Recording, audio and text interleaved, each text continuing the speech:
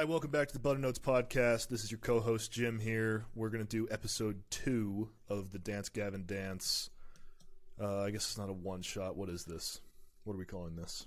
Deep dive. It's a deep dive. Number 2. Yeah. Two shot. Yeah, it's a deep dive. Yeah, this is Jacob here, and all 5 of these albums slap. They're all really good. I think they're all really bad, and I don't want to talk about them. That's the end of the episode. This is Tone, and I don't really like listening to music very much. Haha. Haha. No thanks. Haha. that one time, James, you styled it in the Discord, like, you know, you had it like horizontal and vertical. I almost raged. I was like, you fucking asshole. I was just ignoring you, I'm pretty sure. I can't believe that pisses you off so much. Well, because it's like, you know, you're trying to make a sincere statement about something, and the joke is, well, haha, I'm going to be dismissive, but then it's actually dismissive. So. Yeah, that's the point. I know. That's the fucking joke. I know. Jim went on his impassioned rant about his like optimistic outlook about his coding program, and then I responded with that shit. Stone cold, dude. We're all lunatics in that Discord. I wasn't about to rage quit the Discord over it though. No, I wasn't that mad about it. All right, acceptance speech. Yeah, we're so this is the first Tillian album. That's how we split this up. Was basically pre-Tillian and post-Tillian. I guess not post-Tillian. Pre-Tillian and Tillian. Latin. Yeah, pre-Tillian and Tillian. Yeah. Wow, this is incredible stuff from Jim tonight already. We're getting galaxy brain staring. I've been staring at code for 70 hours a week for 6 weeks now. So, cuddle Jimbo some slack here, please. This is your album, then. There's all sorts of sci-fi computer shit on this, I think. There's a lot of weird stuff on this one. I didn't pay attention to the lyrics. Yeah. I would call Acceptance Speech probably the second. Happiness is the most experimental Dance Gavin Dance record. I would probably call Acceptance Speech the second most experimental. When I was listening through this, I was taking notes on all the albums because I've listened to these 1,000 times, so each of them 1,000 times. So I figured I'd just like write some stuff down since I didn't have to like sit down and just listen to them in a solitary fashion. And the word I came up to describe this one is voltaic. Like, it's very electric. That's how I feel about it. Not necessarily like, I mean, it's obviously electric instruments, but like, I don't know, just like the production style. There's like a static to it, and like I don't know, kind of zaps. I don't really know how to describe it other than that. That's kind of what I came up with. It's interesting. I want to say that I think Acceptance Speech might be my favorite Mess performance in the catalog. Even though Acceptance Speech is not at all my favorite album from the band, I think it might be my favorite Mess performance. I love Mess on this one. Yeah, I agree. I think his screams start to take on a more melodic character. Like, you start to see this transition from the previous work. I agree. Yeah, I think whatever he's doing now sounds a lot easier on his throat. I mean, I don't know if his previous style of screaming was, you know, damaging his vocal cords or anything like that, but this definitely sounds easier on the throat. But it also, I don't know, it makes it more palatable to me in a lot of ways. It's less challenging. Not that I don't like the more challenging stuff, but I definitely agree. I think this is one of his best performances. And I agree. I think this is maybe one of their most experimental, and in a lot of ways, I think it's their most kind of metal output. Like, there's a lot of heavy shit on this record. I am actually not sure if the difference between Mess's performance on all these albums is a matter of his actual technique or the production, because he sounds much, much, much clearer now. Like, especially on Afterburner. I mean, he sounds fucking crystal clear. You can hear every little nuance in his screams, but I don't know if that's him improving or him changing his style in some way, or if it's just a matter of crisper production, or if it's some combination of both. I don't know. I'd say all the above. I would say all the above. Yeah. Yeah, because like it's always had this sort of like rich, almost like double tone quality to it, because it's almost, you can almost pick out like a few different notes in his voice when he's screaming. But I think it's more that it sort of fluctuates between tones. So there are some points where it's extremely high pitched, and other points where it gets fairly guttural, and it seems to vacillate between the two of those pretty rapidly, even like mid to scream. He But does a lot of anyway. stuff. He does a lot of stuff on the Tillian albums from pure performance wise, production not notwithstanding, that I think he doesn't really do on the pre-Tillian albums, like especially once we talk about Afterburner. He does a lot of experimental techniques on Afterburner. I think production has something to do with it. I would say it's maybe like 25% max. I think he is like doing a lot of different stuff. He's enunciating the lyrics a lot more. His lyrics are like pretty much intelligible on the Tillian material, whereas like on Downtown Battle Mountain 1, like his lyrics are not understandable unless you follow along with the sheet. Where you can like follow the lyrics on all the Tillian albums basically, and his lyrics are really, really absurdist and surreal and funny. It's like an obvious part of Dance Gavin Dance's music. Everyone knows that. But once you can actually pick them up without having to like follow along with the lyric sheet, like I think it adds a lot of texture and a lot of humor to the music in a good way. Mm-hmm. You know what's funny about this is, in addition to that, I think also this is one of the first times where I can like follow along with Mess's lyrics and actually kind of tell what he's screaming about. Like not just from the clarity, but like the lyrics are coherent in a lot of these tracks. Like I can pick out what the song's about, or at least what his parts are about. Like in Death of the Robot, right? Like that track is about a like singularity or something. Like the robot is become smarter than humanity, and now we're ushering in a new technological age or something like that. So I can tell that's what he's doing there. On like Demo Team, I'm pretty certain that song was a parody of like post-hardcore bands that rely on the kind of like screamer, clean singer like vocal breakdown, so they like switch back and forth, and that's why there's like a lot of hard shifts from like this like really insane kind of screaming vocals on the one hand, and then Tillian's kind of like overproduced, because that there's like a really cool vocal effect going on in that track when Tillian starts singing. I'm pretty sure that song is about just like parodying that sort of like formulaic approach to like scene core stuff basically. And so you can kind of actually tell, and for me anyway, I get more of a sense of what the lyrics mean on this album. And this, I mean, not that there weren't other albums or songs like that before. It's just on this, I see it more consistently. Demo Team is such a weird song. Like they're doing that like weird like electronic chop of the vocals at the beginning. It's like this studio technique. It's like chopped and screwed almost. Mm-hmm. And there's like it's like not really something you would hear. It's not something that could be reproduced live precisely. It's like this weird like remixing of the vocals that they do on that track. And it's weird little touches like that make this a really interesting album. I don't know if everything pans out perfectly, but I definitely respect. They definitely like used the new singer with Tillian here to like try new stuff out. Well, so Tillian is such a different singer than either of the two guys they had before this. Tillian's got that high pitched clarity to him, whereas like we talked about last episode, Johnny Craig is doing this like blue-eyed soul type thing almost, and then I don't know, Travis it still isn't doing that same like sad boy high-pitched, stuff. Yeah. clear as a bell sing we get from Tillian. Yeah, and Tillian on Acceptance Speech and also on Instant Gratification to some degree, his range is almost entirely in like the highest register that he can get, almost 100% of the time on this album and on Instant Gratification. His range gets more complex, and I think he improves as a singer, starting with Artificial Selection. Not that I don't love him on the other two either, or starting on Mothership, I meant. But especially on Acceptance Speech, Tillian is like singing as high as he possibly can, basically the entire record. And it's really cool to listen to. I really like that style. Now, I haven't heard this, Jake. I know you have.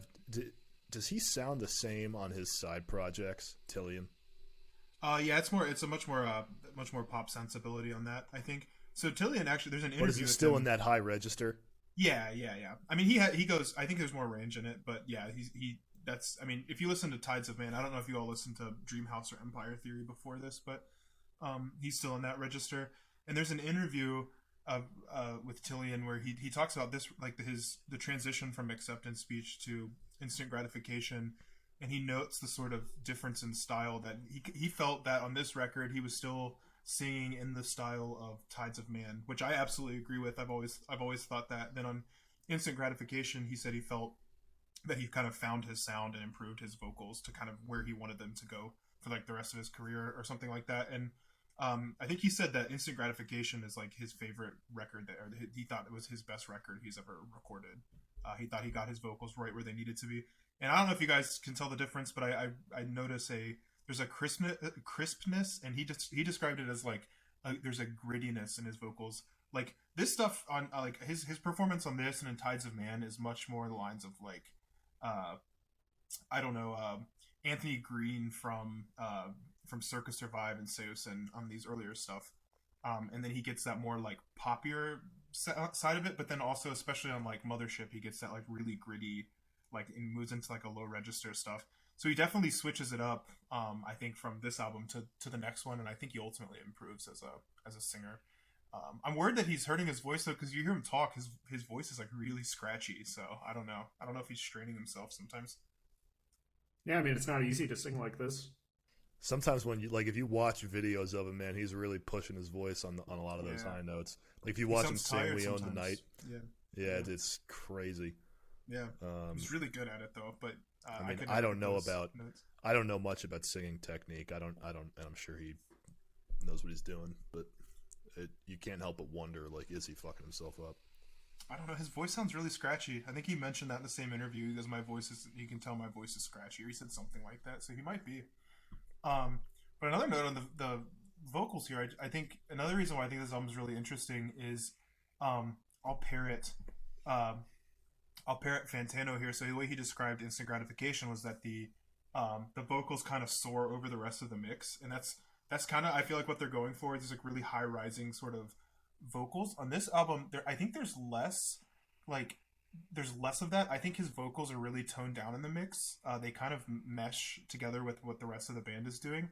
And between he and Mess, I think that there's less sort of call and response, and they're kind of accenting each other. And like there's a lot of overlap and vocal layering that's going on. Like especially on like Acceptance Speech, the title track, there's a lot of that going on. So they make really interesting use of like vocal effects, a lot of really weird distorted stuff. Like there's that laugh on the title track when like there's that like insane breakdown part before it goes to that like kind of Celtic chanting part, and then Tillian's vocals are kind of layered at that end part, and that's kind of what I mean. It's his vocals. He does get that really high register, but it's not soaring over the rest of the mix on this as much as I think in some of the later stuff, which is really interesting to me.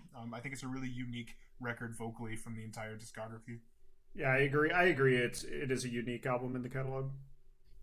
That might have something to do with just adapting to having a singer like Tillian relative to Kurt or Johnny. There's just going to be obvious, growing pains with trying to work out the composition with that kind of change in register in what's arguably the lead instruments on all the songs. So, because I think that kind of push and pull becomes more consistent after this one on Instant Gratification through Afterburner. I absolutely agree. The biggest flaw of Acceptance Speech, and I think most people would probably agree, I don't know if Jake would though, is that I don't think they'd totally adapted yet to this huge change in the lead clean vocalist yet. And I don't think that they fully do until Mothership. I think that it improves in that regard on Instant Gratification, then they totally gel as a unit starting on Mothership, in my opinion. Yeah, no, I absolutely agree with that. I think this is a transitional record in a lot of ways. Well, in one way it is, in one way it's not. Obviously, the lineup changed. It's a transitional record, and I think they're trying to find their sound, where they want to go from here. But at the same time, I mean, there's a lot of... It is their most unique, but it does kind of fit in the vein of like what they were doing on Downtown Battle Mountain too, I think, more than... like this album, I think, is maybe closer to DBM2, like compositionally and whatnot, to some of their earlier stuff than to the later stuff. So it's this really cool middle point album, and for me it doesn't take anything away from it. This is well, I won't spoil anything, but I have a high respect for this album, and I just remember when it came out, like all the fanboys and stuff were really excited because we knew who Tillian was from Tides of Man, and it's got Dance Gavin Dance, and so it's just a really cool crossover. So as this was being released, it's like, holy shit, like this is a really cool crossover album. And I'm sure there's a lot of nostalgia coloring it for like when it comes down to what my favorites are, but I definitely agree. I think they improve their sound, and I think they only get better as a band as these albums kind of go along. So I don't disagree with what you said. There are a lot of really cool instrumental moments that are somewhat unique too, like the Jiggler, which is my favorite song on here. I think a lot of people's. I think it's the best song on here. There's that like percussive riff that da da da da riff that goes on for like almost half the song. That's like I feel like Will definitely like consciously trying to like write a riff that's like not something he would normally do, because he does these like I described them as spidery on the previous episode, like the opposite of percussive is how most of his riffs are. They like slide and like the notes, like barrage of notes almost. And then that riff in the Jiggler, which is basically just like one power chord like being played over and over again to like really, really good effect. It's like minimalistic almost, which is the opposite of how most of Will's guitar is. Like shit like that is really exciting. Like, and one of the reasons why I love DGD as a band is like they're always taking like little risks like that while sticking to like the general style and formula of what they do. And that's all over this album. I think Will said he wished that the Jiggler was earlier in the track list on this album, that you move from Death of the Robot into Turn Off the Lights Part 2. I thought that would have been a cool, maybe not an opener, because Jesus H. Macy is a awesome opener. Like that part in Jesus H. Macy when John starts singing about or screaming about the eagle in the air, like cut off, like I need a break from here. Like there's that line where he just goes into that run. And that is like, I don't know, that's one of the best. It's like almost like this atmospheric moment when he does it.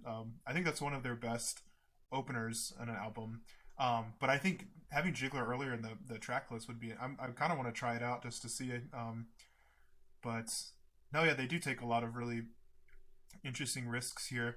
I think I don't know. I know you guys haven't listened to Tides of Man, but I would say Doom and Gloom is maybe one of the best songs that Tides of Man never released. Like that is like a Tides of Man track if you listen to it, like through and through. It's really similar.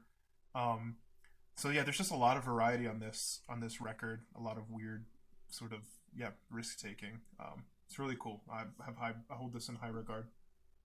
Yeah, DGD I feel like are a band that have adapted to their lineup changes in a way that a lot of other bands haven't.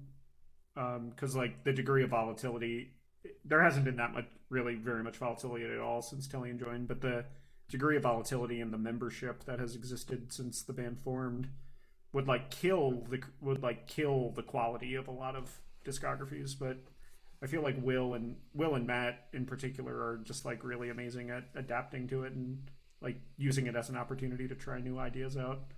It's one of the reasons why I respect this band so much.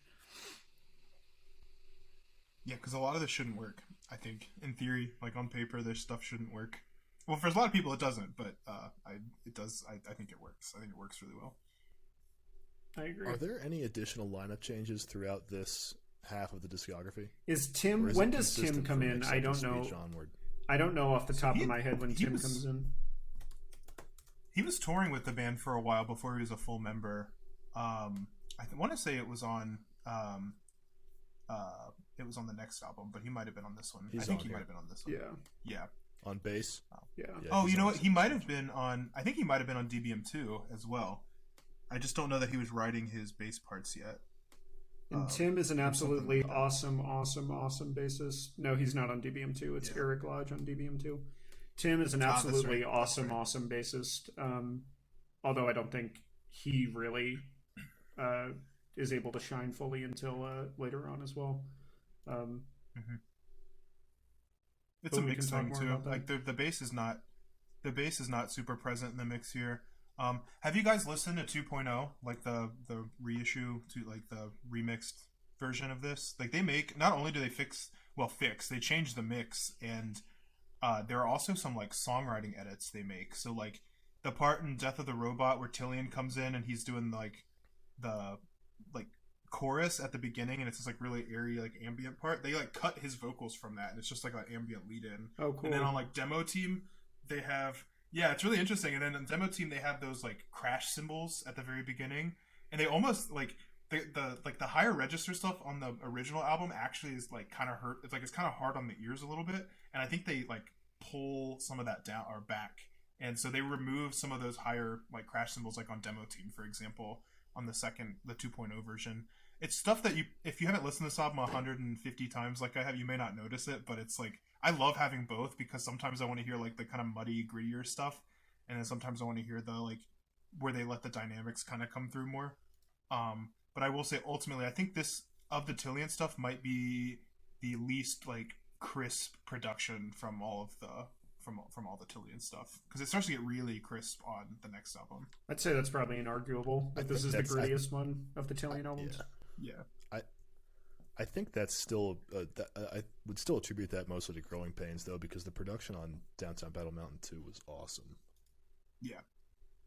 And it might Downtown Battle Mountain 2 is kind of crispier than it's the Acceptance same guy, Speech. Chris Grummett. Yeah, it's the same guy. So I mean, when you have a lineup change, there's just gonna be little things that need to change that you might not notice. And I just checked. Also, there is one lineup change in that we lose Josh Benton as second guitarist. Yes. He's on Acceptance Speech, but the other four, Will records everything. Right. Until this year, when we get the new guy, Andrew Wells. So we'll have another guitarist here soon on a DGD album.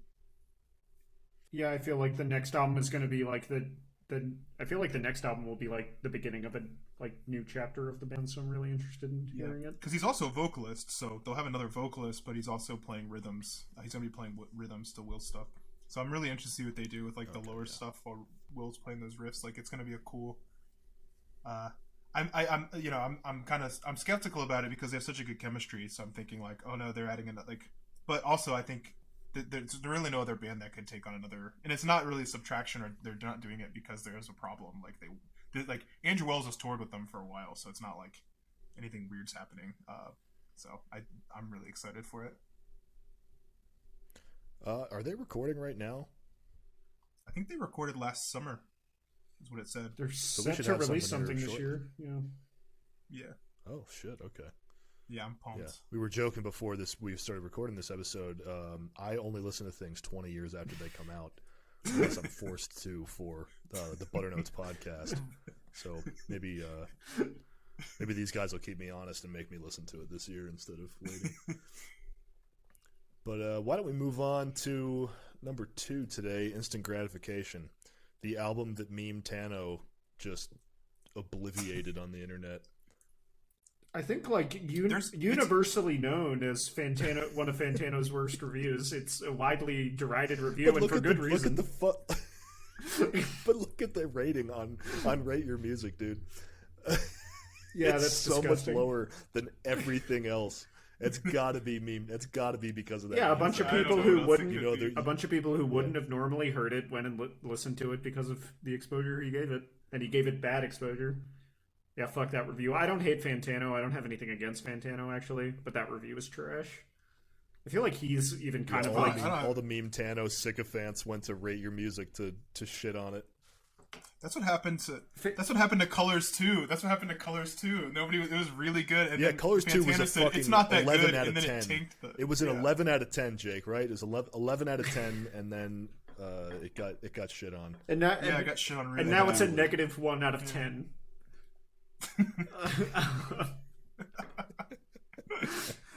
That's Okay, a thing that Fantano- happens, though. I wish people would just listen to stuff and say, do I like this or not? Fantano- Like, I don't know. It needs to be filtered.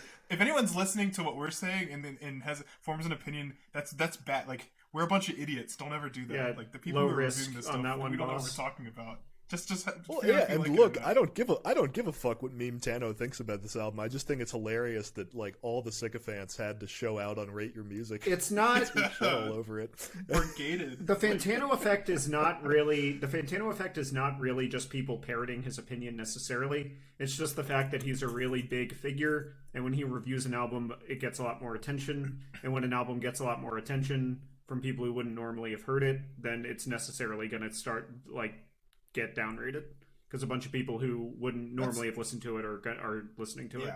It doesn't have anything to. Yeah, the same. It Fair maybe enough. has a That's little probably bit to right. do with people parroting Fantano, but it's not really that. It's just the fact that he's like the biggest critic right now, and so when he Yeah. I reviews think you're something, probably it right, like yeah. it's a big spotlight on it. Well, Yeah, I the think people who listen to him too have. I mean, this is probably part of what you're saying is like they have a particular taste as well. So when they go to listen to it, it's probably going to reflect like be close to what he thinks as well. So it's not that surprising. It's just still a shame to see it be that low compared to the other ones. Since like this, it's obviously like I think that's the explanation. I think He hasn't like straight up apologized for the review, but he's like come close to it. He's come like close to backing to like admitting that review was shit. He's come close. He did a video about like reacting to some of my most controversial reviews. I think he put that out like last year or the year before, and he talks about this one, and he's a little bit contrite about it in the way he talks about it. Although I still think he doesn't like the album, which is his right and that's fine. that's fine. But that's fine. that review is terrible. It's like it's a disrespectful fucking review. It's trash. And I've never even listened to it. I saw like the 1 out of 10 and I was like, this fucking But asshole. ironically, He gave a 6.9 record a higher. I rating. did actually I know. discover Dance Gavin Dance through that review. What? Yeah. Because I watched Fantano pretty regularly The truth around that comes time. I often disagreed with him, but I watched him pretty regularly. And then, like, I was like so shocked by this review. I was like, "Holy shit!" And then I listened to it, and I was like, "I actually really, really like this a lot." And then I like showed it to Jim like not long after that, and he liked it too. Yeah, I guess that would have been probably right around when this came out. What, 2015? Yeah. Yeah, 2015. Yeah, that was when I first heard this, and man, I think this is one of my favorite albums from Dance Gavin Dance. I don't know how it like there's no quality drop off whatsoever, so you have to attribute that low rating, I think, Yeah. to the Meme Tano review. Not necessarily because of people parroting him, like you said, but I don't think there's any quality drop off whatsoever. I think it's a huge improvement. Yeah, a lot of those people never listen to it again and will never fix they'll never go like not that people when they listen to it again will go, oh, that's actually not that, like maybe they'll still dislike it, but there's like a lot of those people, like it's like a storm, they just come through and go, this sucks, I hate it, and then they leave and never think about it again. I'm like, that's just really unfortunate. I don't know. So Jim I remember this. Jim made an interesting comment when I showed him We Own the Night. He'd never heard Dance Gavin Dance Remember before. what I said about this song from 7 years I do ago? because it was interesting. You said that Tillian's vocals reminded you of John Anderson. Oh yeah, I can see that with the high pitch. Yeah, sure. I never saw that myself. Maybe just because the music is pretty different. But I thought that was an interesting comment that you made about it. There's a quality actually. There is a quality to the way he sings in that high register too that I actually think might be somewhat similar to Anderson. Like it's high pitched, but it's in no way shrill. Like it's sort of like there's a richness to it. Mm-hmm. I don't know. That's interesting. I don't remember saying that, but I can see it. Unbelievably bass take from Jim that he can't remember. Yeah. You should do more of You should do more of those, especially while we're Well, recording. I'm typically a font of wisdom. It's hard to keep track of everything that I say. Jim, you might want to Yeah, consider. you do only listen to old music. So. You made a good take once 7 years ago. You might want to think about trying to maybe make good takes more often. Hey, if you're offering me some kind of opportunity for it to be 7 years ago again, then I will. Yeah, those were good times. It's not a let's bad take deal. that. Yeah. I can just sit in my living room in Harrisonburg, Virginia, and take bong hits and play guitar all day. Sounds awesome. Yeah. Yeah, those are the days. That was a good time. That was a good time. I could keep slinging Yeah, so, burgers at Red Robin and paying no rent. Red Lobster I was working around at that time. I was working at Hometown Music in 2015, man. Working at the music store in Harrisonburg. I would do that job for the rest of my life if I could make a living at it. That was the fucking best job I ever had. It was a simpler time. It was a simpler time. It was right before it got Shout out weird. to the homies at Hometown Music. Yeah, so this track list is really good. I don't think it like I agree. So I was stoked when this came out. I was all over it. I listened to it 1,000 times when it came out. Like this shit was hype when it came out, and I think the more like when I go back and listen, I still absolutely love it. But I just like I feel like these are all really good tracks individually. It's not like it just doesn't flow as well as like the succeeding The back half, albums. So that's my only complaint about it. The back half is fucks. some of Yeah. that might be one of their best runs in an album. I definitely agree with that. Like probably from Eagle versus Crows is super underrated. Legend is super underrated, but then Death of a Strawberry through Lost is like maybe one of the best runs in their entire discography. Without question. Like Lost is arguably like for me is like potentially my favorite track in the whole. Like if I had to rank, that would be really difficult. But if I had to, like that would be one I'd have to have like close to the top. I think. Death of a Strawberry is just like catchy as hell. Like I don't know how you could hate that song. And then Variation is like that's a kind of like really like sentimental track. Kind of sad. Variation is an amazing, really amazing track. If I were to make a top 10 Dance Gavin Dance songs, I think Death of a Strawberry, Variation, and Lost would probably show up on it, honestly. Like, what a fucking amazing 3 songs. And then, like, the whole back half, though. The Cuddler is fucking awesome. Like, Mess is one of my favorite Mess performances ever on The Cuddler. He's hilarious on there. Legend is great. Eagle vs. Crows, it has that meme rap verse, which it wasn't really meant to be all that serious. Fantano shit on it like it was trying to be serious, which is one of the other very stupid things about his review. And then we have the last 3 songs, which I think we've established are some of their best work. They've got that social criticism on Lost. Like the lyrics are like really straightforward from both of them. Kind of like that's like I said from Acceptance Speech, it becomes really like a lot easier to figure out what John Mess is talking about, and then for Tillian, like it's just a like straightforward like criticizing, I guess, lazy social media moral grandstanding or something like that. That's I think basically what the song's about. Yeah, the front half it's an interesting album to follow lyrically because the front half is almost entirely like the faux asshole playboy persona that Tillian does a lot. That's all over the first half. Like almost all the songs lyrically are like that. They're like plus Death of a Strawberry. Death of a Strawberry is nominally that, but Death of a Strawberry is actually like a really sad song. That's like there's like Death of a Strawberry I really like the lyrics to actually because there's like a lot of subtext to them. And I actually think it's a really sad track. It's like basically about being depressed, about getting older. That's like basically what it's about.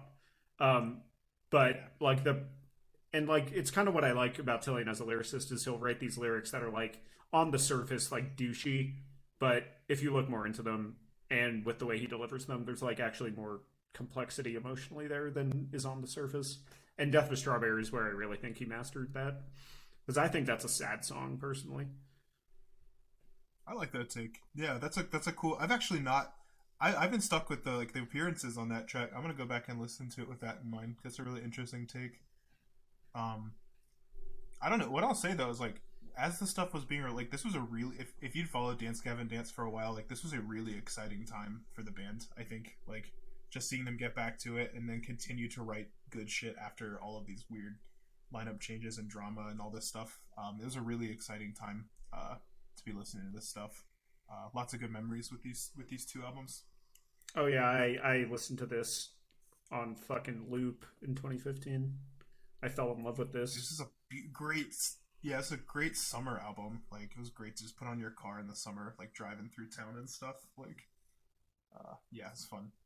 I'm gonna get sad talking about the 7 years ago when this came out. Yeah, like thinking about it. This came out like 2015. I think was like a good time in all of our lives, and I think we all kind of associate this album maybe with that period. So there is kind of a melancholy there. Yeah, I actually, it's funny you say that. I really didn't fall in love with this band until 2018, so I don't have that. Oh, really? Because I remember you did like it the first time. I remember you showing me this. I remember when you showed me this, but I remember you posted this in this group chat we had back then. I remember listening to it and thinking, Dance Gavin Dance. That's that band that all the skinny jean kids would have worn T-shirts of in high school. But I don't hate this. It's interesting. I don't hate this. And then I kind of filed it away, and didn't really listen to it much again until Mothership came out. Yeah. I Then remember this, after actually. that, I kind of filed it away again, but then I became a bit of a fangirl back in 2018. I rediscovered it, and I love this stuff. James, you and I were hanging one time. This was 2016. This might have been... Was 2016 that 4th of July party? I can't remember. It was 2015. You had your guitar. Okay, so it was sometime in 2016. You like came back into town or something. You had your guitar, and you were like, "Yo, have you heard this song? Here Comes the Winter?" And you were like trying to play the riff on your guitar, and I was like shocked that you liked this stuff. I was like, "Really?" Like I just was shocked that you were into this shit. We were all really drunk back then, so like it's yeah. I mean, but I remember that.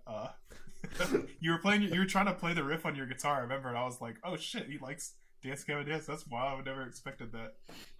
That's interesting. I don't have any idea how to play that song, and I don't often forget how to play shit. I mean, I know how to play stuff I learned when I was 10.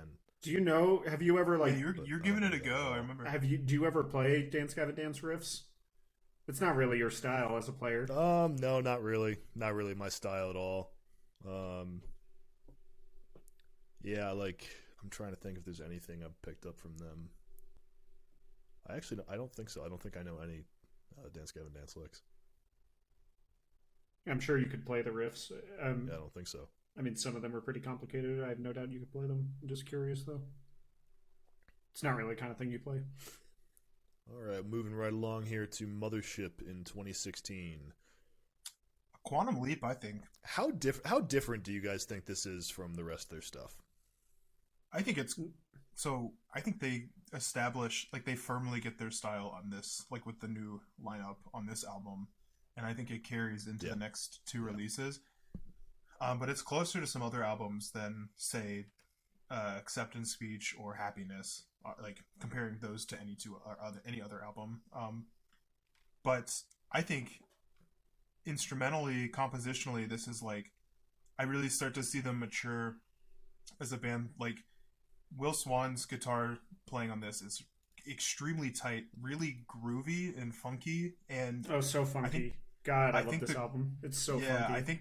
I think the band is like really working well as a unit on this. Like they've like this is where they find the chemistry as the group, and like this might be like compositionally like might be their best like effort they've ever put out. I think. I agree. Not necessarily. I don't think this album is very different. I just think it's like a refinement and like a gelling, a crystallization of what they were doing in the previous two albums. Yeah, I agree with that. There are experimental moments on here, like Young Robot with that flute intro, which I absolutely love to bits. Like I love that flute intro. Young Robot might be their best work. If you gun to my head, best Dance Gavin Dance song, it might be Young Robot. Those fast vocals that Tillian does are, and the funky section, that like funky dancey section in Young Robot is just like, like I could be as depressed as it gets, and I can put that on, and it'll cheer me up a little bit. Like I could be in the depths of despair, and that shit will cheer me up. That funky section of Young Robot, other one of my favorite songs of all time. With it, yeah, I absolutely agree. Another one that's good like that is Inspire the Liars at the very end, where Tillian's like, I'm sitting at a midnight mass. You know what I'm talking about? Where he like does that really fast. So funky. Oh yeah, it's so good. And of course, Flossie Dicky Bounce. The first half of Flossie Dicky Bounce is Cocaine. a total bop. Yeah. I love that part. That's a hilarious song. I do think that Will, and this might just, I feel like maybe like a lot of like musicians might trend this way as they get older. Like Will is definitely more interested in writing catchy riffs on Mothership than like trying to like dazzle with technicality that he may have been on earlier Dance Gavin Dance. I think it really starts on Mothership and continues with Artificial Selection and Afterburner, where Will is like his main focus with his riffs is like trying to make them catchy and like really fun to listen to. And in that sense, it's I would probably say it's poppier for that reason, but it's a good development with I have no reservations in calling it a good development in their sound. I agree, man. I definitely think it is poppier, but it's very sophisticated. Like, I'm thinking of the guitar part in the beginning of Here Comes the Winter. Oh, what a riff. It's very, very simple. Yeah, it's very simple, but there's a pretty rich set of harmonies happening in that part, and it's all one guitar part. So yeah, I think it's sort of streamlined, but in a rich way. That riff, not in a thin way whatsoever. Sometimes I'll just listen to that riff over and over again at the beginning, because he doesn't do it again the rest of Here Comes the Winter. So sometimes I'll just listen to that shit over and over. Like, there's such a good groove to it, man. And then Tillian comes in and starts singing that first verse. Like, it's just really smooth. And then the another good catchy one is the beginning of Betrayed by the Game. Oh, great one. Really weird riff too. Like the opening riff of Betrayed by the Game is really catchy, but it's also really, really weird. And that's like the sweet spot for me with music. Like, music that is both catchy and weird simultaneously. Like, that's what I really, really love. And that's all over this album.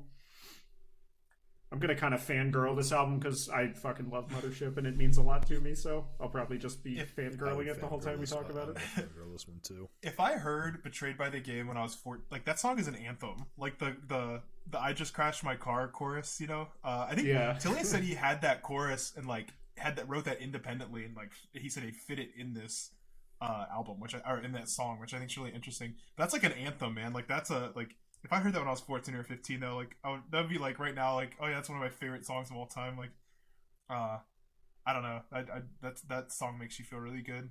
But I think one thing they do on this, and I'm trying to think of some other examples, like the chorus on Betrayed by the Game. I think at the end, like in Young Robot, there's a couple other moments where I really think, like, this is, in a lot of ways, they build this really cool atmosphere in a lot of it, like in the more melodic vocal parts. Like, it's really high soaring, and there's like a really great use of atmosphere here that I like. It's in their later stuff too.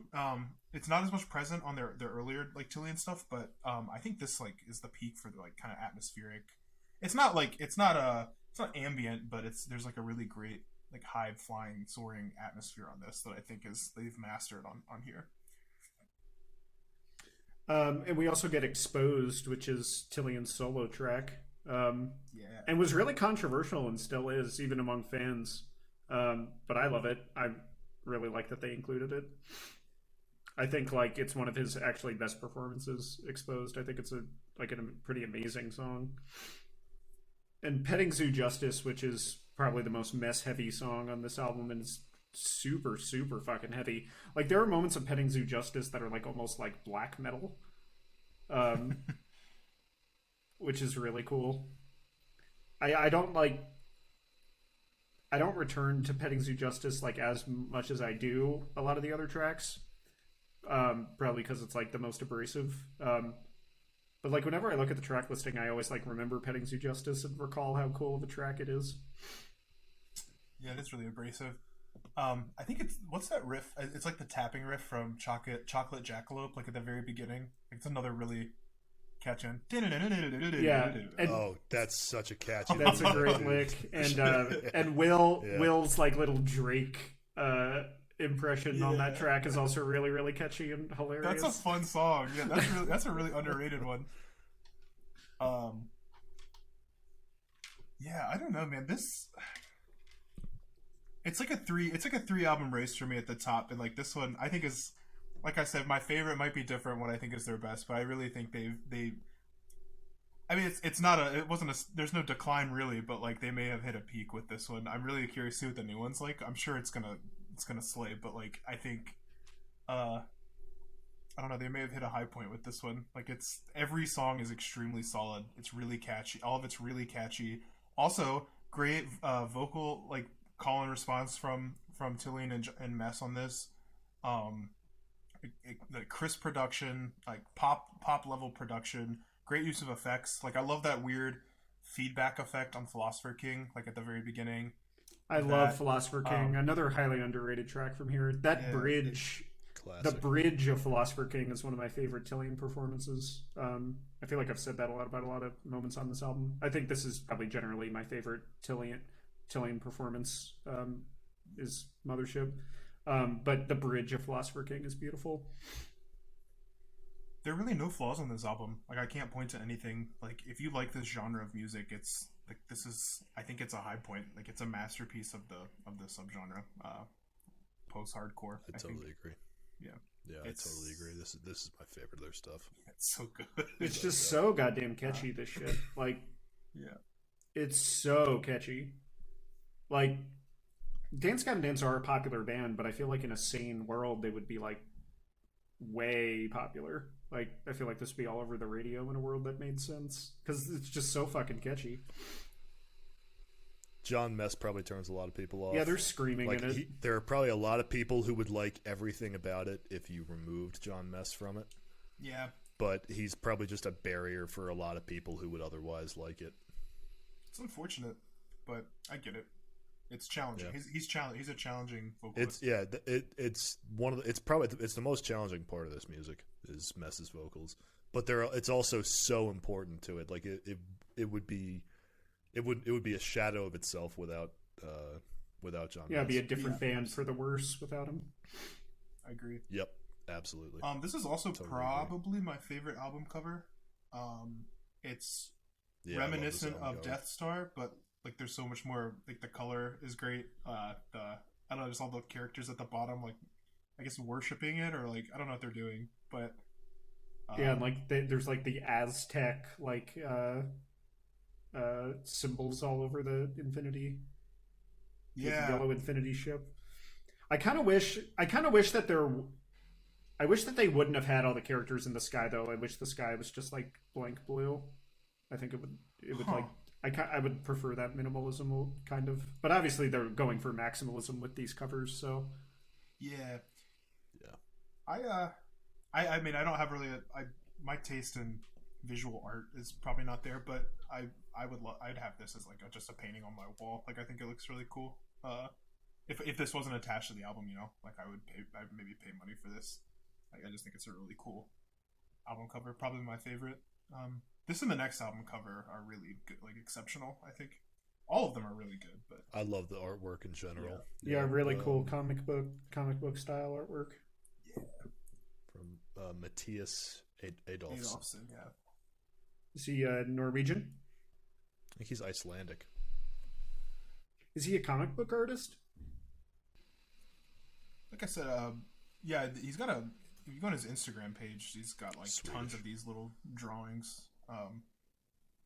He's Swedish, yeah. Yeah, he's Swedish. Really cool illustrator. It's almost like a 1970s like newspaper comic aesthetic. It kind of reminds me of It reminds me of like Shel Silverstein illustrations. that too, yeah. It also reminds me of the Dookie cover.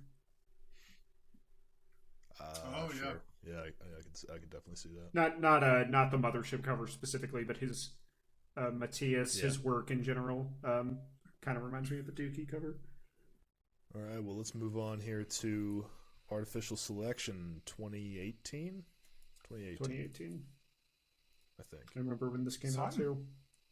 I'm ashamed to say this one I didn't have as much time with it because I was in grad school at the time, and my music listening was like pretty streamlined because I just needed certain stuff to listen to while I was working a lot. Like I didn't have as much time to explore music, and this one passed me by. Like I maybe listened to it once or twice and didn't return to it for a while until maybe last year. And this is another this is another crisp, like it's right on par with Mothership, I think. Again, really funky. But one thing I noticed recently while listening to it is this might be almost contradictory to say based on what I just said, but there's a weird nostalgia on this album. Like this album is really, I think, really reminiscent of 90s alt rock and pop punk stuff. Like the track I'm thinking of is like the beginning of Midnight Crusade, right? And like the way that song is kind of structured. Like I think there's a lot of, I don't know, 90s sensibility on it. I think it's really nostalgic in that way. That's something I didn't appreciate about it until recently, just because I didn't have as much time with it. And I think this is also a really, Anthony, you mentioned this one time that this is like a really sentimental record. The absurdism is kind of toned down. It's much more down to earth than some of the others lyrically, and I think compositionally too. Tillian sheds the irony almost entirely on this album. Like you're getting just like raw emotion from a very personal perspective from Tillian all over this album. Gospel Burnout, which is one of my favorite Dance Gavin Dance songs, is like just like totally unironic. Like the lyrics are basically just Tillian like bemoaning a lot of like parts about getting older, losing touch with people who you were once close to. Just like it's just lyrics about like hashtag relatable shit like that in like a totally unfiltered, unironic way. And that's all over this album. Midnight Crusade too is like this kind of like depressed, angry sort of track, in not really in an unaffected way, but in a way that I think is kind of sincere. And that's all over here. And also, I think this is the album I mentioned Tim Ferrick, the bass player, earlier. I think this is the album where like they finally let him like totally shine. And if you listen to the bass work on this album, like I don't know if either of you have ever done it, but if you give this album a listen, like particularly focusing on the bass work, like you like it's so rewarding, and I think your estimation of this album will increase even more. Like especially with Gospel Burnout, I mentioned that song. Like the bass work on that track is amazing, and none of it's like terribly flashy bass playing, but it's just like it's funky and it's just like beautifully complements the music. Yeah, the mix is so well balanced in here. I need to check it out with that in mind. I always gravitate the vocals. Yeah, and to be honest, I've listened to this one probably the least of any of the Tillian stuff, except for Acceptance Speech, which I hadn't heard until about a week ago. But I listened to it a few times in preparation for this one, and I mean it's every bit as clear as the others. The compositions are great. I didn't notice so much the change in the lyrics. I'd have to go back and listen to it again with that in mind. It's just like the topics of the lyrics are like mostly the same. It's just there's not really much irony in the way that there was on the previous albums lyrically from Tillian. Like he's still kind of focusing on the same topics, like youth versus age and relationships and stuff like that, but he's just coming at it from like a sincere perspective here, as opposed to the other albums. Not that the other albums are totally insincere, but there's definitely some icing of irony over the lyrics on the other albums that it's not quite here. No, I definitely agree. That part in Son of Robot at the first chorus that Tillian launches into, where he says "light it up," and it like just builds. You know what I'm talking about? Like it's really up. I've listened to that song maybe like 30 times in the past week or so. That song is really catchy, but also it's a kind of like tender song too. Like it's not, I don't know, it doesn't have that sort of faux asshole persona going on. I definitely agree. But there's also I think I mentioned a while back that this album, at least for Mess's performance, reminds me like it's kind of harkens back to some of the earlier stuff. Like that's why I think this is like a nostalgic record. It's almost like them kind of returning to their roots in some ways, with the updated sound and lineup, which is something I've come to appreciate the more I listen to it. And I think with time, I could hold it in just as high regard as Mothership. I missed this one when it came out. Really bummed about that. Me too. And Kurt comes back for a guest performance on Shelf Life, which is an amazing song, and Kurt is Shelf great Life on there. Is maybe my favorite song on this. Kurt sounds awesome on that track. Shelf Life is an amazing song. Yeah, he sounds really good on that. He's perfect. He was perfect to include on this album, I think. It's so interesting that they do those collaborations with previous members. I think it's really cool. I don't know why, but I have this feeling that that's pretty rare. Because maybe it's not. I don't know. I mean, a lot of times bands break up or members leave because they have problems with the band. So there's like beef. But I don't think that was the case with Kurt. Like I don't think there was any beef as far as I know. You wouldn't think so based on the fact that they're still collaborating. I would be surprised if Johnny was featured on the next album, or so. I'd be like, okay, like what's going on here? They did tour with Johnny with in 2015, during the tour that I caught.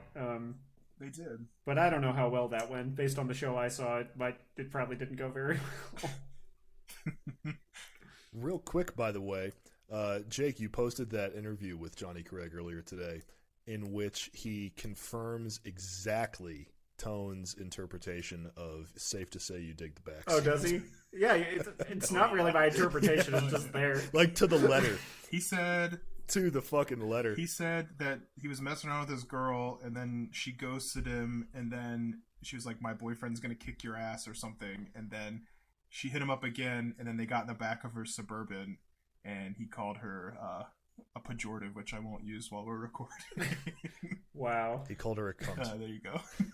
I'll let you say it. I'm not getting What a canceled prick. for that. Yeah, he called her a cunt. He's like, we were snorting some OCs, you know, back when I was doing drugs. Yeah, back when you were doing it. Back when he was doing drugs, I laughed so hard.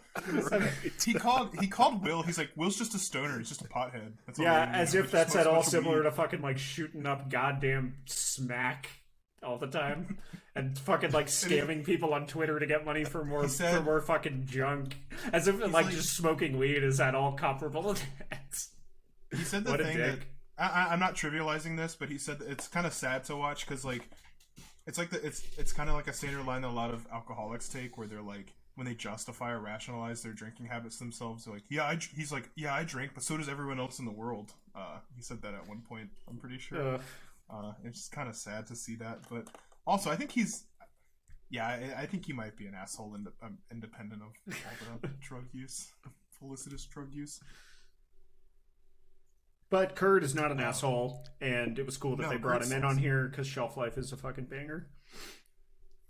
And we get the first taste of Andrew Wells on this album too at the end. Evaporate is The- Evaporate is my favorite closer on any of their albums. Evaporate is Yeah, just it's up like there. like the build. Like it's one of their longer tracks. Most Dance Gavin Dance tracks are pretty short, and Evaporate is like I think over 5 minutes, and they use that extra time to definitely like builds it up in a way that doesn't that like because their songs are normally so brief, they don't quite like allow the space there. But it's also the case for Man of the Year, the closer of Mothership. But Evaporate, just like goddamn when it builds up to that climax with Tillian singing Evaporate, it's like what an amazing climax to this album. And Evaporate's a song I kind of slept on for a while. I don't know why. But when it finally clicked, I like definitively think it's their best closer.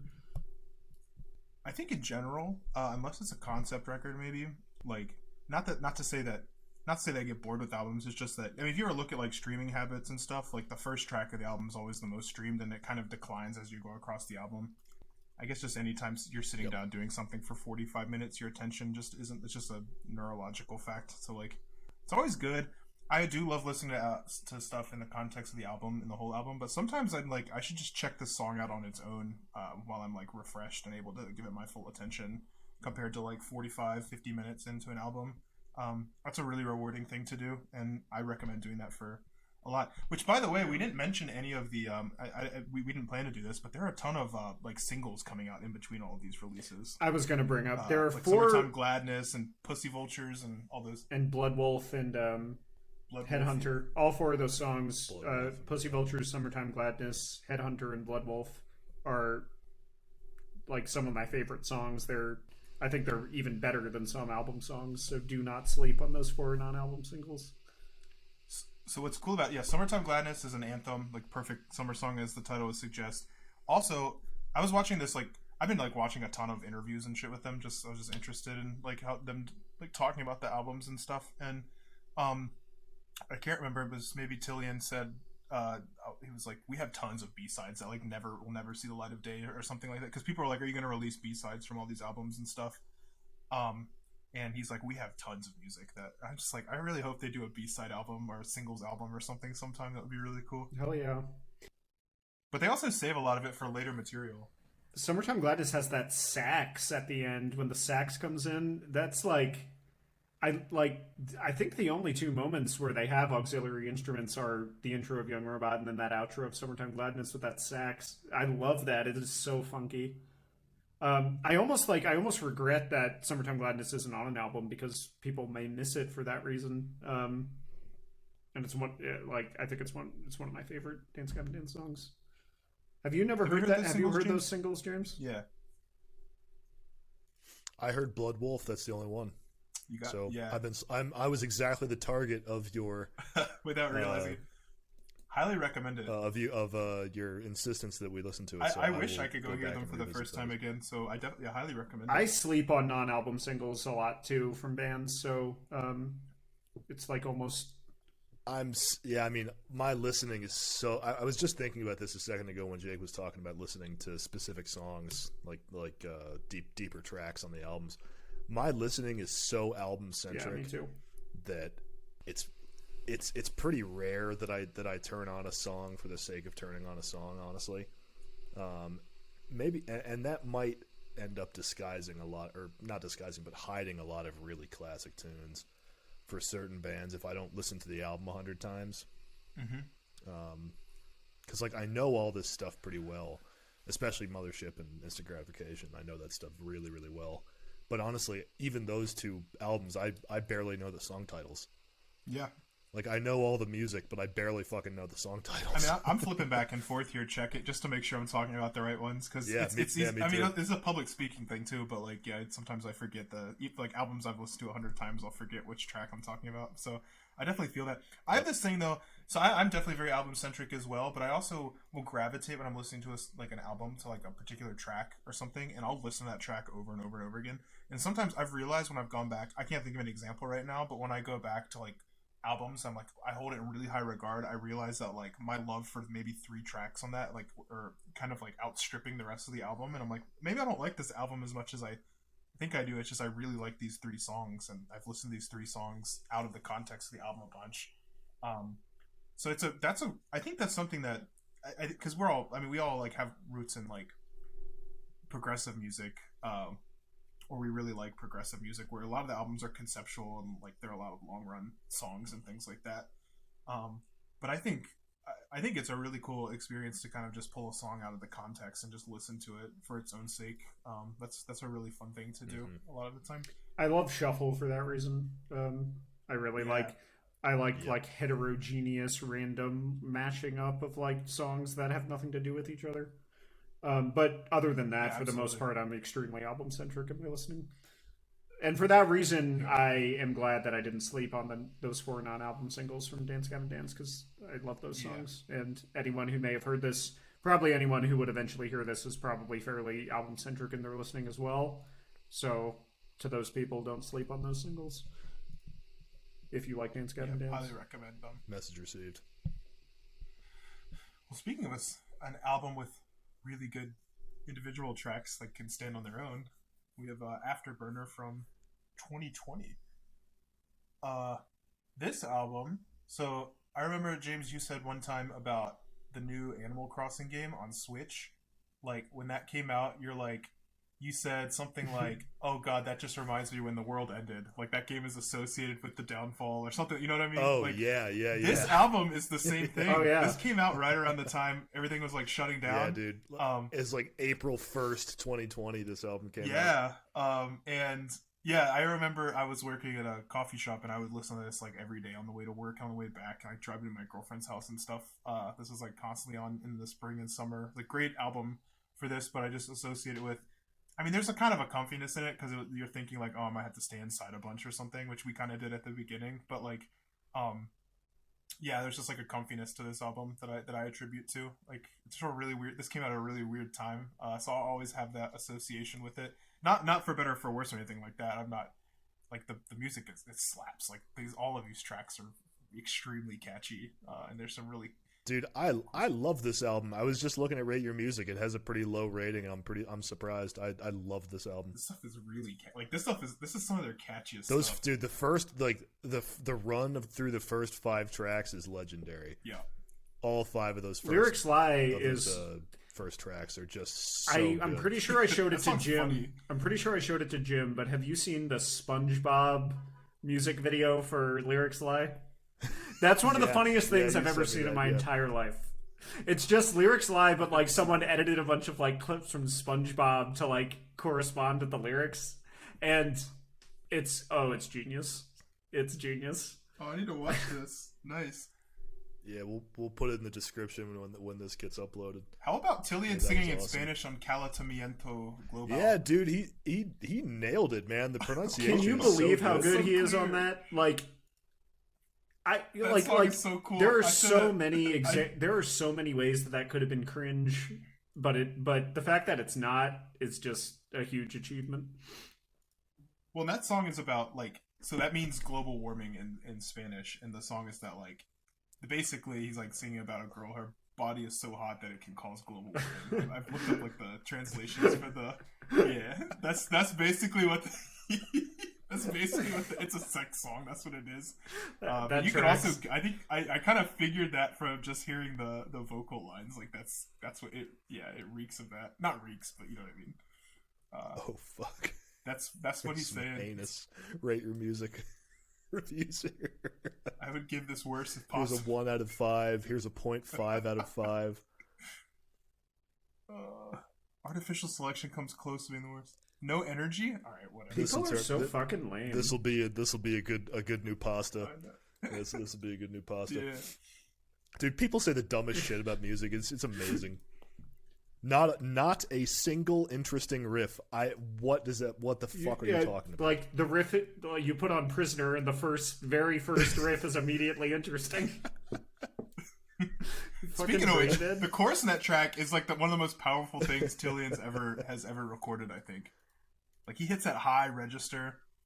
Yeah, and I don't know. I respect people's opinion. Honestly, in my opinion, all of this is personal taste. But I don't know. You're fucking brain dead. I'm looking at Nicky Woke's ratings. This fella that ranked Afterburner a 0.5 out of 5. He ranked The Fall of Troy a 5 out of 5, though. That's weird. Yeah. See, we need to do this. We need to really do this aesthetics episode sometime. Because in Jake's and my world, we can call Nicky Woke a fucking dumbass really easily. not I wouldn't say easily, but like there's room for it if you're sufficiently informed and so on. Like I don't think my taste like I'm just like I don't know. You know those there's like that survey question they ask people if they think they're good drivers, and almost everyone rates themselves above average, which is statistically impossible. Yeah. Something like that. Yeah. Like if someone asks me that question, I'm gonna say I'm an average driver. Like I'm not below average, I'm not above that. Like I'm an average driver. Like that's just statistically, I feel like that just gives me the best shot to be correct. So I would say my taste is probably average. Like that's so I don't think I'm in any position to lecture anybody or tell them like I think your taste sucks. But I also think when talking about music, we can talk about something substantive. It's just that I think we oftentimes lack the vocabulary to talk about this sort of stuff, and it is really difficult stuff to talk about anyway. But I also leave it open that it's completely subjective. I mean, that's a view, and I respect that view because I haven't been able to definitively say like, yes, value is objective or something like that. But it is nice to have that in my back pocket when someone is an asshole about this, and I can say, yeah, you're just fucking stupid and wrong. So there is that aspect. Well, of I mean, because this person's being an asshole about this, so it's kind of like yeah, stop being an asshole. He's about being it. an I guess you ass. can say that anyway. He's being an asshole, and his analysis is not interesting. Like that's why it's stupid. Like That's theoretically, I could read a 1-star review for this album I like that I think is well done.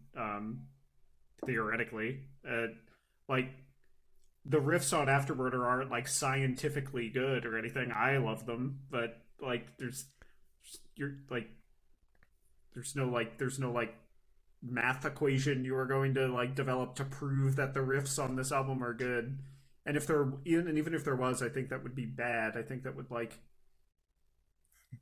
cause problems. And I won't get into it that much. I think it would be bad for art to try to systematize it to that degree. And I think you guys would honestly agree with that. Well, yeah. I mean, look, I don't think if you ask an NBA player how they dunk a basketball or shoot a 3-pointer, like they're not going to tell you the mechanics of it. And honestly, them thinking about it that much would make them worse at shooting 3-pointers and dunking a basketball. So I wouldn't necessarily want artists to sit down with like a schema in mind how to like generate music or something like that. I'm just talking about in like giving an analysis and providing assessments of it. I just don't see it as sui generis from anything else we talk about. It's just you can leave it up to I don't know, critics or whomever else. Like not that anyone's in any special position. Like I don't know. It's a consensus type of thing, I think. But I just ultimately I think there's a way to conduct ourselves when we talk about music. Like everyone's gonna make mistakes, but trying not to be an asshole or try to regulate the tastes of other people is probably a good thing to start with. Yeah, and I totally agree. I totally agree with that, and that's pretty much that's why I think that, like, this person is such a dumbass, is just because I don't even know how it's possible to hate something like this much. I don't know. Like, how could you have that strong a negative reaction? Some to people anything? enjoy feeling negative about stuff. Yeah, that's true. Yeah, I think that sucks. This person is probably young. They're probably a teenager. We were kind of like that too when we were that old. So like it's distasteful and it's annoying, but it's nothing to like get upset about. I mean, we could make fun of some rando on Rate Your Music for fun. No, I mean, but I'm not upset about it. It's just interesting. I'm not losing any sleep. I'm not thinking about this person when we stop. Yeah, no, not at all. Yeah. It's just interesting. It's interesting how confidently people will rate things so low. Yeah, I don't like that. Yeah, I think that's bad. I think that's stupid. It's something would have to be spectacularly bad for me to rank it like less than a fucking 2.5. Yeah, like it. I don't have many. Like it has to be below average. Yeah, I even bumped In the Aeroplane up to a 3 because I considered like I was doing that. I was like I felt like I don't really like that album that much. I don't get the hype, but I felt like I was having a like violent negative reaction to the hype because I didn't understand it. But then I realized like it's not as bad as I was saying it was. So I kept giving it more chances. Context is always going to affect how you perceive art too. Yeah. In that case, you could have the context of listening to an acclaimed album and you want to be contrarian. That's a context that influences a lot of people's opinions about music in particular. The context of we've talked about a lot tonight. The context of what was going on in our lives when we listen to this music greatly influences our opinions of it, and that's as subjective as it gets. And that's fine. That's what art does. There are plenty of methods of inquiry and realms of study and intellectual activity that are objective, and that's like, and some aren't. Like, if you want like objective, quantifiable stuff, like go do that. Like you could do math. You could like do science. Like like there's a time and a place for that stuff. I don't know why, and I don't think you guys do it. But I don't know why people are so insistent on like applying those metrics to art. Like there are other things that they can be applied to. I think I do that. I definitely do that. You might you may be being polite, but I definitely think I do that. Like yeah, you kind of do it, and it's kind of stupid. I disagree. In my mind, I'm working with the conception where I can compartmentalize. I really like this, but I can also see that it's like not that good or something. I think like you that. kind of feel the need to like justify your own feelings with the language with like intellectual language, which isn't necessarily a bad thing, but I'm more comfortable just having my feelings be my own feelings and admitting that there's that as much. I'm just a philosophical realist about most things, and so it's just I'm not just because it's a consistency thing, but that comes easier to me just thinking things are objective or mind independent in some way. So that's just kind of how I'm approaching it, and yeah, I don't know. But I would not want. I do agree with you. I think if bands sat down and tried to come up with a formula, which there's a lot of formulaic music that I think is not very good because it's kind of cookie cutter and lacks kind of soul or something like that, like creativity. So no, I wouldn't want them to sit down and as much as I wouldn't want the best golfers in the world to think about how like the mechanics of their like, golf swing or something like that. Like they'd be worse at it if they thought about it like that, I think. But yeah, I don't know. That's all that's to say is in any case, we're all in agreement that if you rate something low, at least say something interesting about it. Don't just say this fucking sucks, I hate it. Like that's just not very. If that's your opinion, like at least have the courtesy not to fucking post it on the internet. Like, because who gives a shit? Like, you're not doing anything good by just like posting a couple sentences shitting on an album on the internet. It happens to be an album I like, but it could be any album. Well, there's no humility in it either. There's no humility in it. Yeah, That's what I don't like about it. It's the confidence with which you're saying how bad it is. It's probably a kid. Yeah, We were like that too. You're so fucking sure. We were like sucks. that too, and we were. This young. probably is this. Yeah, but there are people who are not kids who do this. Like a lot of them. Definitely. It's true, but I Definitely, think the teenagers worry. do it the most. We did. Probably. And this person, I don't know how old this rando on Radio Music is, but they're probably young. I wouldn't be surprised, but there are a lot of adults who still do this.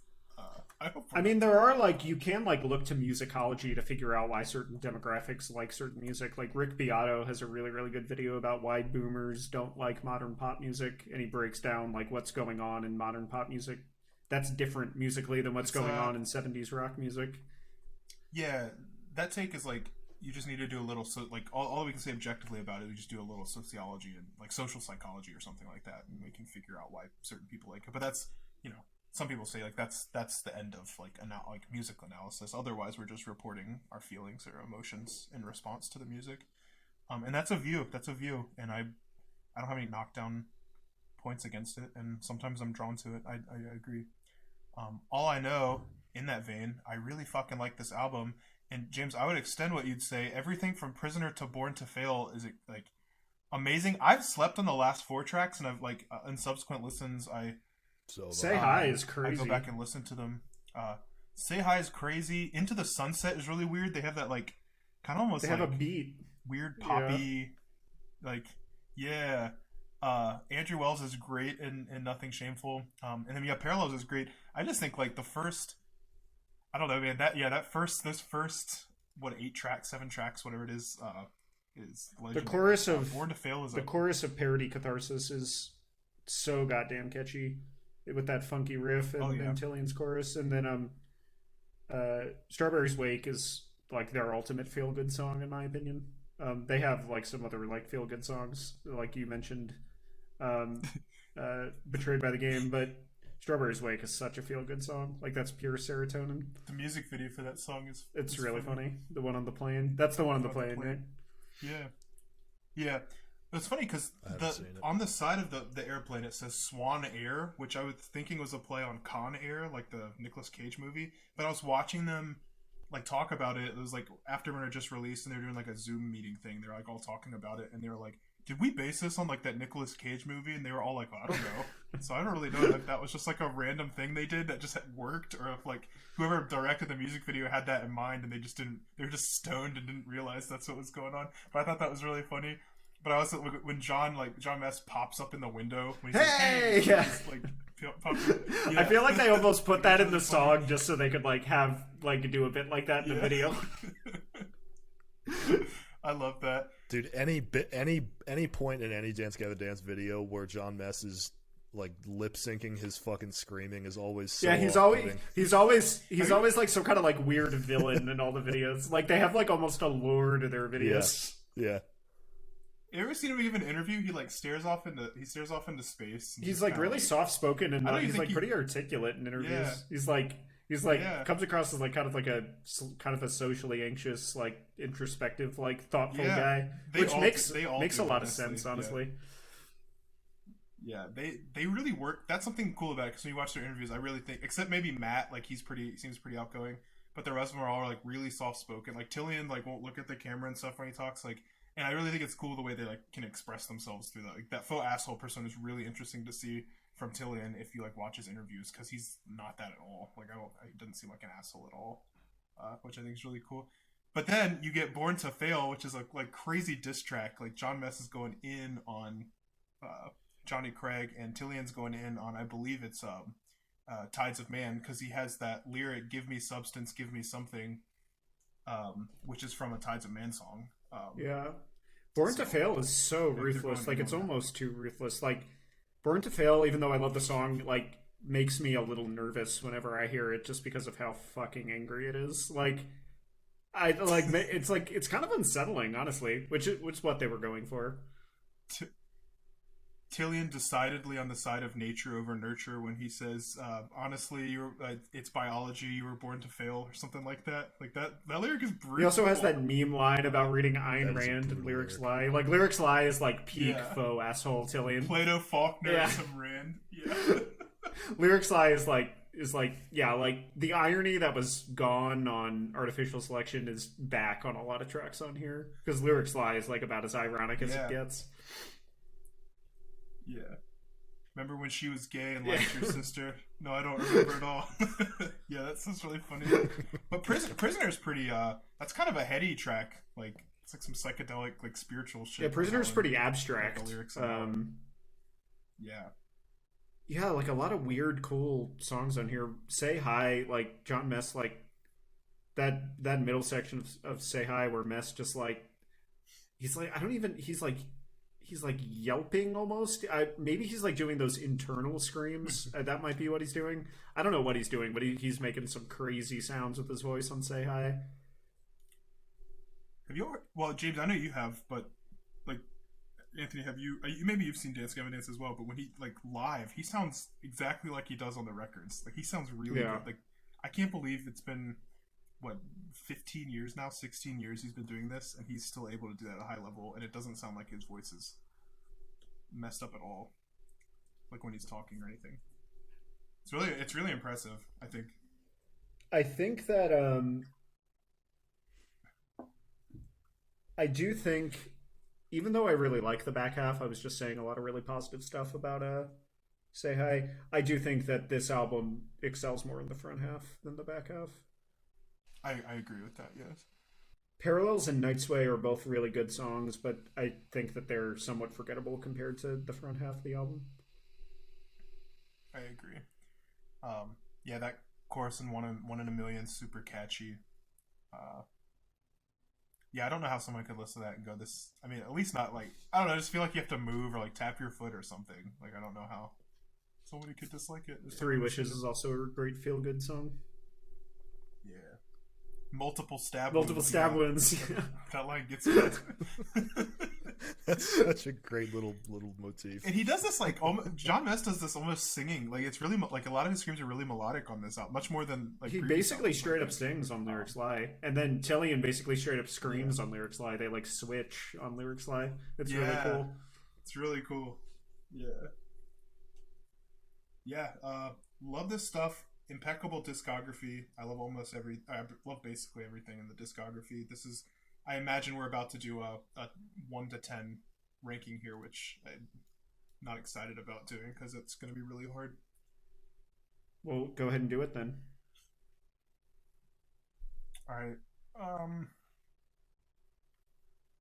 At number 10. Yeah, I'll just go from 10 to 1. I got all the albums here so I can see. I'll go... Okay, from 10 to 1, whatever I say is Royal Ocean at 10. Then I would say Downtown Battle Mountain. Damn. Happiness. Yeah, damn son. Instant Gratification at 7. Afterburner at 6. Artificial Selection at 5. Death Star at 4. DBM 2 at 3. The Mothership, then Acceptance Speech. And those are my crazy favorites, right? ranking. That is an unorthodox ranking. Jake with Good the thing it's unorthodox objectively rankings. correct. Yeah, that's right. I can't be wrong about this. When I say something's objective, I mean I can't. I mean it's infallible. Yeah, that's the papal take, everybody. Yep. All right, Jim. All right, let's give this a shot. Fuck, it's kind of hard. Hard. 10 to 1, Royal Ocean, Death Star, Happiness, Acceptance Speech, Artificial Selection, DBM 1, Afterburner, Instant Gratification. Oof. 2 and 1 might be the hardest ones. Probably DBM 2 and then Spicy, Mothership. spicy list as It's well. pretty orthodox. I think it's pretty. That's more orthodox than mine. Yeah, it is. Mine is actually like largely the same for the first several. All right, 10 to 1. 10 Royal Ocean, 9 Death Star, 8 happiness, 7 acceptance speech, 6 DBM1, 5 instant gratification, 4 Afterburner, 3 artificial selection, 2 Mothership, 1 DBM2. Solid. So That's pretty close to mine. I think Mothership would be our consensus number one, right? Like that's going to be the highest average rating from all of Yeah, us. Mothership and That's the DBM2 one are notes. kind of interchangeable for me. Yeah. Those are going to be like the top I two. think they're interchangeable. I think as both of well. those are in all of our top 3. It's funny too because I had not heard DBM2 until 2 weeks ago. That's wild. I'm glad you like that though. That's a really good album. Oh, it was awesome, man. That's the fucking killer album. Yeah. Some of my favorite Johnny stuff. Maybe my Absolutely favorite killer. Johnny stuff. Yeah, I feel bad about rating the. Like, I'd like to say that my rankings are like this because I've been listening to them for so long. But I also put DBM1 down really far. I couldn't really explain why I did that and put Death Star so high, but I don't know. Artificial selection has the biggest potential to move up, I would say, for me. Probably me too. Yeah, it's definitely like my top 3 are pretty definitively artificial selection, Mothership, and DBM2. I just love acceptance speech. Acceptance so much. When that speech came out, as it was number so 1 is fucking like hype. that's crazy. Like I don't know anyone else who would have that opinion. Like I was part of a Dance Gavin Dance like meme group on Facebook back when I was on Facebook, and I saw people who had like almost every album as their favorite, but I didn't really see anyone who had Acceptance Speech as their favorite. Not that I don't like Acceptance Speech, I think love it's that great, album. but It's the weirdest one, so I gravitate towards that naturally, I would say. It's also Jake the Giga Contrarian. it's all yeah, probably. It's also the closest I'd say to Tides of Man, which I also really love, which you guys should at least check out Dream House sometime. I love that album. Tillian made my top 100 list twice. Tillian's solo album from 2015, I think I only heard the single, but the single was really, really good. It's like great pop song. What's it called? Yeah, I like his pop stuff. It's cool. Well, we got another one to look forward to here, and I hope we have another 10 years, 15 years of this band. That'd be awesome. I can't imagine them writing bad stuff. I have not lived to see it yet, so I imagine this next one will be awesome. Yeah, this is just a killer band. Tons of talent, tons of chemistry. I'm stoked to see what they keep putting out. Gonna go see him with. I really live. want to catch them. Can't live. wait to see him with Coheed and Yeah, I Cambria. want to go see him with Coheed. I'm so excited. Because Coheed has an That's a album coming out this badass- year that's a too. badass- Oh That's fuck building. yeah, they do. If you want to hear me The singles fangirl are even really more good. about a band, we can do episodes about Coheed. The singles are really good. I've not gone through I've not done the deep dive for Coheed, but what I've heard is really good, and I do like the new singles. I completely fell off of Coheed after No World for Tomorrow. You were being And very, very just intelligent recently listening to I just it all. recently caught up. Yeah, I just recently caught up. It's quite good. Yeah. It's a great band. All right. Well, that wraps up Dance Gavin Dance. Maybe we'll do like an album review when the new one comes out later this year. Yeah, we should do that.